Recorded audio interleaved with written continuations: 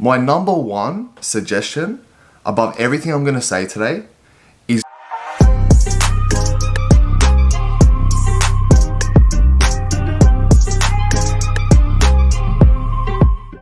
Hey guys, welcome back to another video with Giorgio Valentino. Today we're going to be talking about a pretty touchy topic across most gym goers. Now before I get into this video, I'm just going to make it clear that nothing here is medical advice and it's purely for education and entertainment purposes. If you do wish to seek to take any type of steroids, please see your doctor. Okay? This is going to be a general discussion. Now, we are getting into the more serious stuff now, alright? We're not going to be reviewing any video, we're going to be talking about the gear, which is something that most guys do talk about and are on the border on whether they should take gear. The reason you came here is because you want to look like this guy, right? Or how about this guy? Now, if you think I'm going to be the type of guy that is going to come on here and glorify gear and tell you how good it is and promote it, you are wrong, okay? The very first thing you need to consider is, why do you want to take gear? Okay, why do you want to take an anabolic compound? And that's the first hurdle you have to get over, okay? So if you're someone who just wants to take gear to say you're on the gear and act hard to all your mates, don't take gear, all right? If you're someone who wants to take gear just for that summer body and you expect to get a six-pack and bulging biceps, don't take gear. It's probably not going to work for you anyway. If you're someone who wants to take gear because you want to become an influencer, don't take gear, okay? You got to put your health first, all right? And just because you do take gear, it doesn't mean you're going to get all these results and your whole life's going to change. It just doesn't work like that. The last most common reason to take gear is to do bodybuilding. Now, if you want to be a bodybuilder, yes, go ahead and take gear, because I shouldn't be saying that, but unfortunately, if you want to succeed in bodybuilding, you will be needing to take gear. Naturally, you just will be so far behind the pack that you're just not really going to win any shows. That's just unfortunately how the sport has evolved over the years and has been like that for a long time, actually. Now, you're probably thinking, I didn't want to take gear for any of those reasons. I just wanted to take gear for recreational use and because I've been training for XYZ amount of years. Fair enough. That's understandable. You've been training for 5 to 6 years, maybe 10 years, and you think you want to take it to the next level. Alright, let's get into it then. I'm ready, 'cause I'm ready! Look, if you want to do it for that reason, an experiment, and put your health at risk, by all means, let's get into it. Because that's the most common scenario, and I'm not against it at all. However, you must take into consideration all the side effects and all the health implications that are going to come along with it, along with the gains. But it's a balancing act here. What side effects are you going to experience?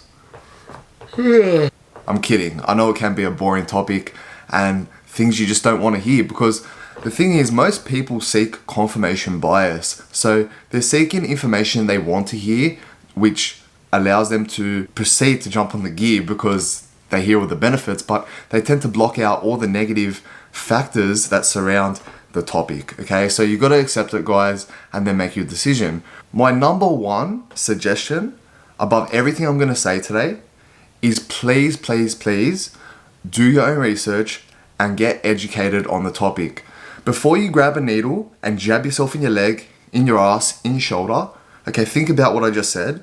Please educate yourself on the topic, because you need to know what you're taking and what's going to happen. Alright, I can only say so much, your mate can only say so much, and even your doctor can only say so much. Alright, do your own research. Now, with the side effects, you have to accept that, number one, it's going to shut down your natural testosterone production. So let's say prior to gear and prior to any compounds, you're producing 600 nanograms per deciliter of testosterone.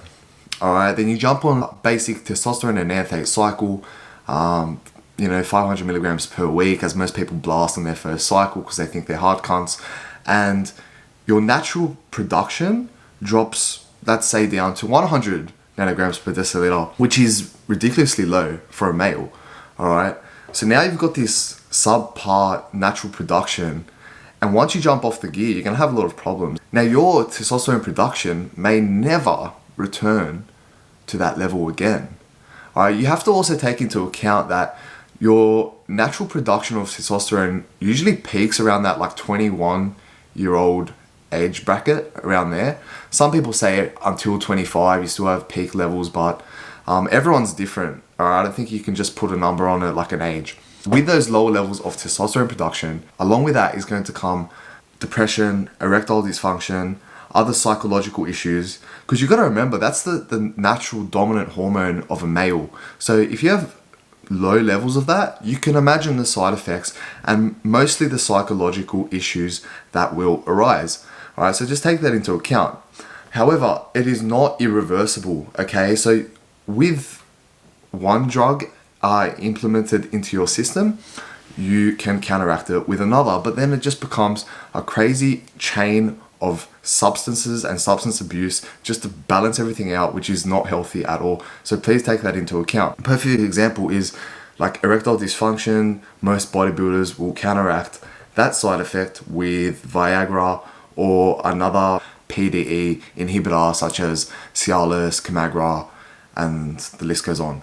I'm sorry if I'm boring you because these side effects do not sound fun at all, but they are the reality of it. You know, the reason I did this video in the first place is because in Australia we're in lockdown at the moment, and I'm speaking to a lot of my gym mates, my very close mates, and just people that I generally know that are into fitness, and one of the most common topics that comes to rise after like, you know, 4 or 5 minutes of talking is, hey mate, when the gym's open, I am thinking about jumping on a cycle, or I'm over being in lockdown, I can't train properly, I'm gonna jump on a cycle when the gym's open and pack on all of this size. And I'm just thinking, all these guys want to just jump on the gear, but I don't know if it's the right decision. For some people it is, and for some people it isn't. If you have training experience behind you and you really just want to catch up a bit, yeah, you could, but you know, you got to weigh up the pros and cons. Now the fun side effects: shrunken testicles, gynecomastia, acne. They sound good, right? You know, we all want those. Fuck. Which one do you want to know about the most? Look, shrunken testicles, guys, that one to me isn't that big of an issue. Like, you know, most guys will be like, oh, you're a little bitch with no testicles. Like, what are they actually doing for you? Like, you know, like if they're a tiny bit smaller, it's not going to impact your entire life. They're just going to be little balls, not big balls, you know? It's about the length at the end of the day. But look, we're not gonna go into that. All right. So all you got to know, they will shrink. They will experience atrophy, is what they call it.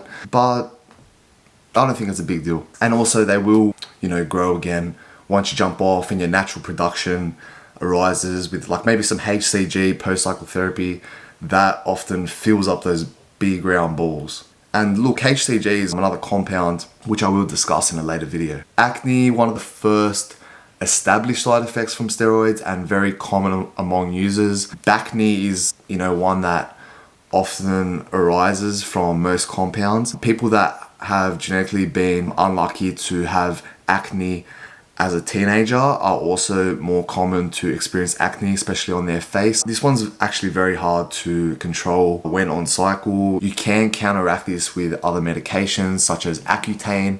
However, that has a whole range of side effects in itself. I think depression being a big one. So once again, this one you just kind of got to ride out. If it gets too extreme, steroids probably aren't for you. It's not really worth taking steroids if your whole body is going to be covered. So something you got to weigh up. And gyno is one that I personally believe, look, I'm not a pro bodybuilder, but I think gyno is one that comes down to your education of steroids and the way they aromatize. Now, if you don't know much about how testosterone aromatizes into estrogen and subsequently leads to gynecomastia, then you need to do more learning on the topic before taking any steroids. Now, an AI, such as an aromatase inhibitor, such as Aromasen, Arimidex, letrozole being the very strong one, you definitely need to implement that into your cycle. However, that's not all that needs to go into it. You must know dosages and what is actually causing gyno to form, and then controlling it shouldn't be an issue. Like once a gyno has formed, that's a little too late and you did something wrong prior, okay? So, you know, I actually have a funny story. I won't go into it because it's a bit orkies, but this one guy from my gym, he came up to me with his friend and he said, hey mate, I'm a bit worried. And I was thinking, I didn't know this guy, by the way. I'm like, why? And he told me, and he's like, I have like a lump in my nipple, like right there. And I looked at him and I was like, yeah, I understand it, but like, I'm not one to give medical advice. You know what I mean? It's not my place, but I wanted to help the guy. So I looked and I was like, can I touch it? And it got super awkward and I felt it and it was a proper lump. Like, I personally don't have gyno, so I've never felt it, but I have heard you feel like a little pea, the vegetable, like a pea shape in the nipple. And he had it on both sides. I was like, mate, you need to go to a doctor, maybe get some letrozole and good luck. Like, I could not diagnose him there and then. Like, I'm not a doctor, but yeah, guys, gyno is a serious thing. So please do your research. Now, as you can see from this video, is that there's definitely more side effects than benefits. Doesn't mean you're gonna experience all of these, but the list of side effects is ridiculously long and I obviously can't talk about all of them. That's why it's critical that you do your own learning before injecting any Trenbolone into your body. You know, like most people would tell you about the benefits and glorify steroids. Like, you know, I put on 7 kilos in a month, I put on 8 kilos, I put on 5 kilos in a week. Very common one, that one. I don't know why. I put on 5 kilos in a week. Just, they love bragging about that one. Like, yeah, mate, it was all muscle. 100% muscle.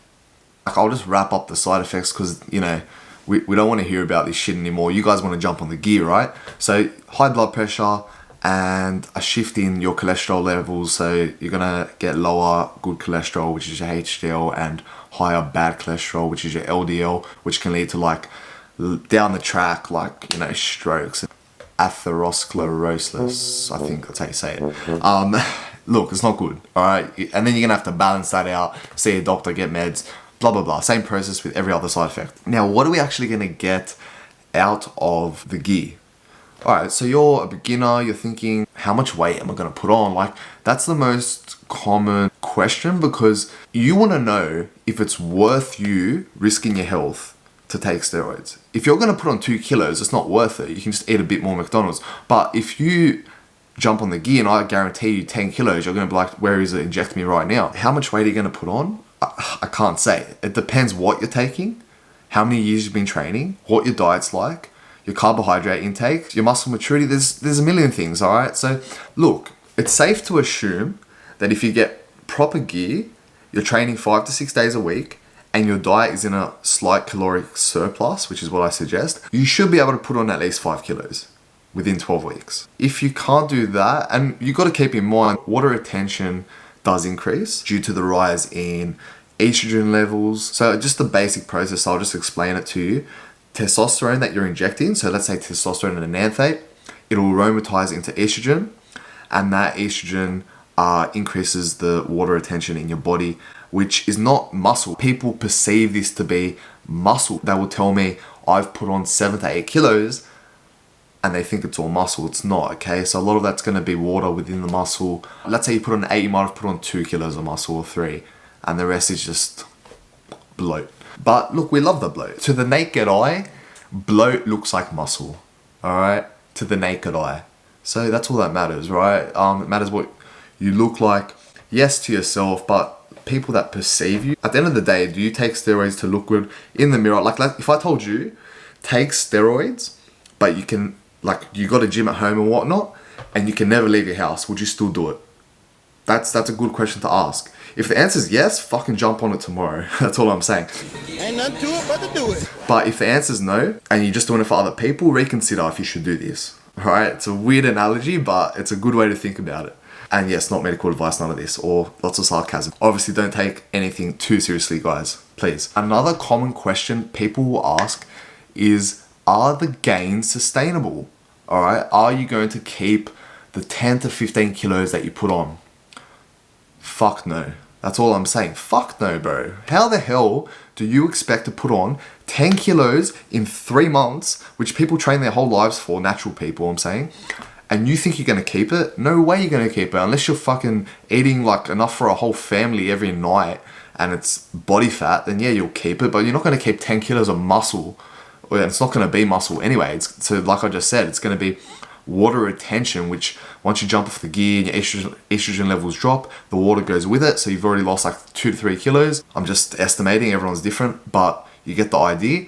And then the muscle, man, you're gonna have to work your fucking ass off with no natural production of test in the gym just to maintain that muscle that you put on.